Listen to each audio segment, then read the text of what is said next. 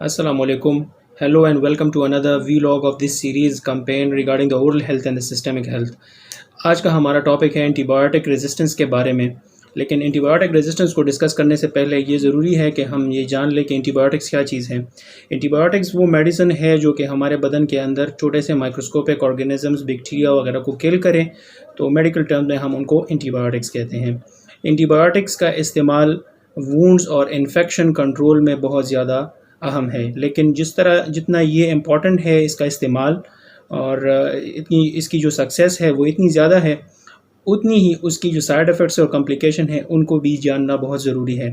کیونکہ ہماری سوسائٹی میں ایک مسئلہ یہ ہے کہ اوور دا کاؤنٹر یوز یا پھر وداؤٹ پرسکرپشن جو اینٹی بایوٹکس کا استعمال ہے وہ بہت زیادہ ہے، جس کی وجہ کیا بنتی ہے، پھر اینٹی بایوٹکس ریزسٹنس ہو جاتی ہے بندے کو. اب اینٹی بایوٹکس ریزسٹنس کیا چیز ہے؟ اینٹی بایوٹک ریزسٹنس کا مطلب یہ ہے کہ جو مائکرو آرگینزم، جو بیکٹیریا ہمارے بدن کے اندر انفیکشن کاز کرتے تھے وہ اینٹی بایوٹکس کو رسپانس کرتے تھے، وہ کل ہو جاتے تھے، اور اب وہ کل نہیں ہو رہے تو ان کو ہم کہتے ہیں اینٹی بایوٹک ریزسٹنس. مثال کے طور پر آپ ایک قسم کے اینٹی بایوٹکس لے رہے ہو 4-5 سال پہلے، لیکن آپ نے پراپر طریقے سے استعمال نہیں کیا، بہت زیادہ استعمال کیا ہے، امپراپر استعمال کیا ہے، ڈوز وغیرہ اس کی صحیح نہیں لی، تو آپ کو کیا ہو سکتا ہے، آپ کو اینٹی بایوٹک ریزسٹنس کا مسئلہ درپیش آ سکتا ہے. CDC اور WHO دو ادارے ہیں انٹرنیشنل لیول پہ، ان کے مطابق جو ملٹی ڈرگ ریزسٹنس بیکٹیریا ہے جو کہ بہت سی اینٹی بایوٹکس کے خلاف ابھی ریزسٹنس ڈیولپ کر گئی ہے، بہت سی بیکٹیریا ہیں جو کہ ابھی ریزسٹنس بن گئے ہیں. اس کی وجہ کیا ہے؟ امپراپر استعمال ہے اور اینٹی بایوٹکس کا بے دریغ استعمال ہے. ہمارے لوگ ایک تو استعمال زیادہ کرتے ہیں اور دوسرا غلط طریقے سے استعمال کرتے ہیں، جس کی وجہ سے کمپلیکیشن ایرائز ہو سکتی ہے. تو ایک تو یہ مسئلہ ہے اینٹی بایوٹکس کا غلط استعمال. دوسرا یہ جاننے کی کوشش ہم کریں گے، اور یہ بہت جاننا ضروری بھی ہے، کہ اینٹی بایوٹکس کے سائیڈ ایفیکٹس کیا ہیں اور اس کے کمپلیکیشنز کیا کیا ہو سکتے ہیں. ہماری کمیونٹی میں کچھ ایسے اینٹی بایوٹکس جیسے کہ پینیسلین، سیفالوسپورین، میٹرونیڈازول، امائنوگلائکوسائڈز، میکرولائڈز، ڈاکسی سائیکلین، ٹیٹراسائیکلین، یہ چیزیں، یہ جو اینٹی بایوٹکس ہیں ان کا بے دریغ استعمال ہوتا ہے، اور بہت سی انفیکشنز میں یہ استعمال ہوتا ہے اور ڈاکٹر پرسکرائب کرتے ہیں. لیکن لوگوں کو یہ جاننے کی ضرورت ہے کہ ان کے کمپلیکیشنز کیا کیا ہو سکتے ہیں، اور خود سے یہ میڈیسن کبھی بھی نہیں لینی. مثال کے طور پر اگر آپ پینیسلین لے رہے ہو تو پینیسلین کے سائیڈ ایفیکٹس یہ ہے کہ آپ کو GI اپسیٹ ہو سکتے ہیں، گیسٹرو انٹسٹائنل یعنی معدے کا مسئلہ ہو سکتا ہے، آپ کا پیٹ خراب ہو سکتا ہے. یہ اس کی کمپلیکیشن ہے، ضروری نہیں ہے لیکن یہ سائیڈ ایفیکٹس ہیں. اور جلد اور سکن پہ بھی مسئلے ایرائز ہو سکتے ہیں. اسی طرح سے فیلوسپورین بھی ہے، ان کے بھی سائیڈ ایفیکٹس ہیں. امائنو گلائکوسائڈس اور میکرولائڈس کی بھی بہت زیادہ کمپلیکیشنز ہیں اور سائیڈ ایفیکٹس ہیں. لیکن یہ ضروری نہیں ہے کہ ہر ایک بندے میں یہ کمپلیکیشنز اور سائیڈ ایفیکٹس ہو، لیکن میجورٹی آف دا کمیونٹی جو لوگ ہیں وہ ان سائیڈ ایفیکٹس کا سامنا کر سکتے ہیں. اچھا جی، یہ تو کچھ سائیڈ ایفیکٹس کے بارے میں بات ہو گئی. اب امپراپر ڈوزیج کے بارے میں آتے ہیں. امپراپر ڈوزیج کیا ہے؟ ڈوزیج جو اماؤنٹ ہوتی ہے میڈیسن کے، ڈاکٹر آپ کو لکھ دیتا ہے اینٹی بایوٹکس، تو دن میں کتنی دفعہ لینی ہے، کتنے مقدار سے لینی ہے، کتنی ملی گرام لینی ہے، اس کو ہم ڈوز کہتے ہیں. اگر ڈوز آپ پراپر طریقے سے استعمال نہیں کریں گے تو یہ امپراپر ڈوزیج یعنی آپ کا جو ڈیوریشن ہے، کورس ہے اینٹی بایوٹکس کا، وہ صحیح نہیں ہوگا. جو انفیکشن کنٹرول ہے وہ صحیح طریقے سے نہیں ہوگی، آپ کا جو وونڈ ہے، آپ کا جو انفیکشن ہے وہ صحیح طریقے سے کنٹرول نہیں ہوگا. ایک بات. دوسری بات یہ ہے کہ اگر اینٹی بایوٹکس کا استعمال ہم ڈوزیج وغیرہ ان بچوں میں صحیح نہیں کریں گے تو بچوں کے جاز میں یا ہڈیوں میں اینٹی بایوما فارمیشن ہو سکتی ہے. اینٹی بایوما فارمیشن کیا ہوتی ہے؟ اینٹی بایوما اصل میں ہائپر ریئیکٹیو گرینولیشن ٹیشوز ہیں، ایک قسم کے ٹیشوز بن جاتے ہیں جو کہ ریزسٹنس ہو جاتے ہیں ہیلنگ کے لیے. تو یہ ایک بہت بڑا مسئلہ ہے بچوں میں.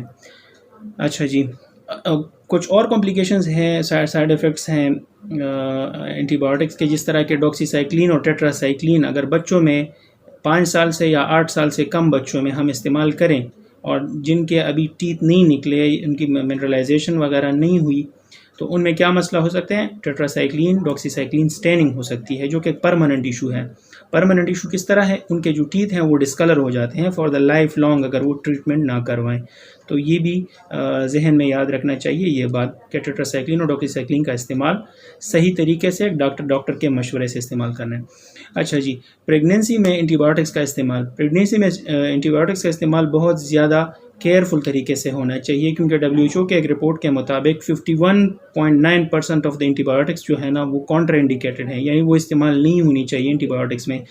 ان کی ایک لسٹ ہے جو کہ میں یہاں پہ ڈسکرائب نہیں کرنا چاہوں گا کیونکہ بات لمبی ہو جائے گی پھر، لیکن خلاصہ یہ ہے، سمری یہ ہے کہ جو اینٹی بایوٹکس ہے وہ پریگنینسی کے دوران کوشن کے ساتھ، احتیاط کے ساتھ استعمال کرنا چاہیے، کیونکہ ایک تو اینٹی بایوٹکس کا استعمال سائیڈ ایفیکٹس کاز کر سکتا ہے مدر پہ، اور ان کی جو پیٹ کے اندر بچہ ہے، فیٹس ہم ان کو کہتے ہیں، تو اس پہ بھی سائیڈ ایفیکٹس کاز کر سکتا ہے، بہت سیویئر کمپلیکیشنز کاز کر سکتا ہے، تو اس کو بھی آپ نے ذہن میں رکھنا ہے، کیونکہ جو ماں کا خون ہوتا ہے وہ بچے کا خون بھی ہوتا ہے جو پیٹ کے اندر ہوتا ہے، تو یہ ساری چیزیں جو ہے نا اینٹی بایوٹکس ماں سے بچے کی طرف منتقل ہو سکتی ہے۔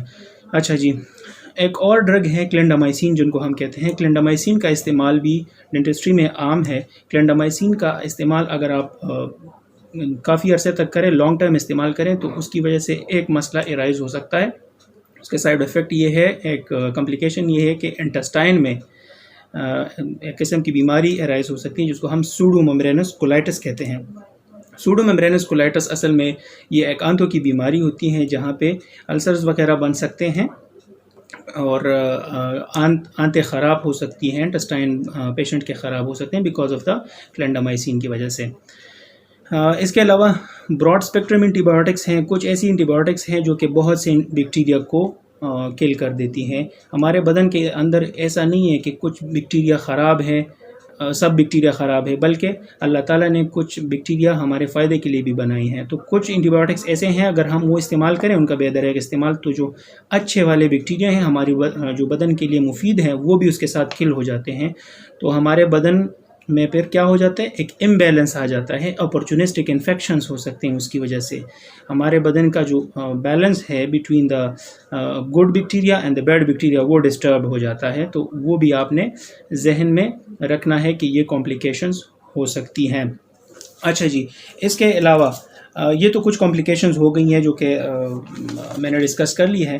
اب سوال یہ پیدا ہوتا ہے کہ اینٹی بایوٹکس کا استعمال کب کریں اور کیسے کریں، تو سب سے پہلے ٹیک ہوم میسیج یہ ہے کہ آپ نے ہمیشہ کے لیے ڈاکٹر کے مشورے سے اینٹی بایوٹکس لینی ہے، کبھی بھی اپنی طرف سے نہیں لینی اور اپنی طرف سے بند بھی نہیں کرنی، ہمیشہ ڈاکٹر کے مشورے سے لیں۔ اگر ڈینٹسٹری میں آپ کو ٹوتھ ایک کا پرابلم ہے، سمپل ٹوتھ ایک کے لیے آپ نے اینٹی بایوٹکس نہیں لینی، کیونکہ ضروری نہیں ہے کہ ٹوتھ ایک کا مسئلہ آپ کا اینٹی بایوٹک سے حل ہو۔ اچھا جی، اگر آپ کو فیور نہ ہو، اگر آپ کا منہ بند نہ ہو، مطلب منہ پورا کھل رہا ہے، تب بھی آپ کو لینے کی ضرورت نہیں ہے۔ اگر آپ امیونو کمپیٹنٹ ہوں، آپ کی امیونٹی اچھی ہے، تب بھی آپ کو اینٹی بایوٹکس لینے کی ضرورت نہیں ہے۔ اگر سیویئر سرجری نہیں ہوئی ہو یا سویلنگ نہیں ہو، سیلولائٹس وغیرہ نہیں ہو، تب بھی آپ کو اینٹی بایوٹکس لینے کی بالکل بھی ضرورت نہیں ہے۔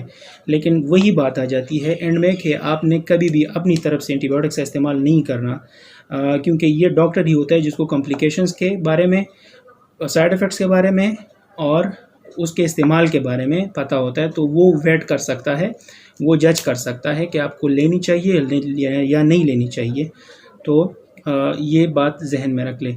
تو اسی کے ساتھ اینڈ کر لیتے ہیں۔ See you in the next vlog. انشاءاللہ میں یہ کوشش کروں گا کہ اور بھی ویڈیوز بناؤں اس سیریز کے بارے میں، تو آپ نے کیا کرنا ہے، سبسکرائب کرنا ہے، فالو کرنا ہے، لائک کرنا ہے، شیئر کرنا ہے، تاکہ میں بھی موٹیویٹ ہو سکوں